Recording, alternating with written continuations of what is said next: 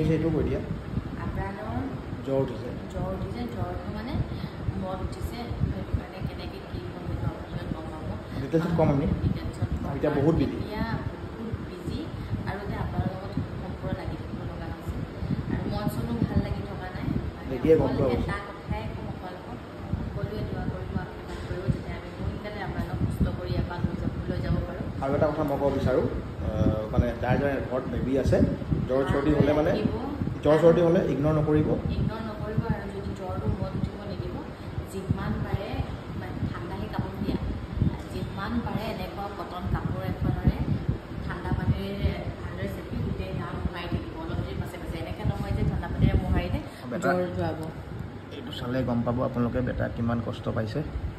ইমান সৰু ল'ৰা মানে বহুত বেছি বেয়া লাগি আছে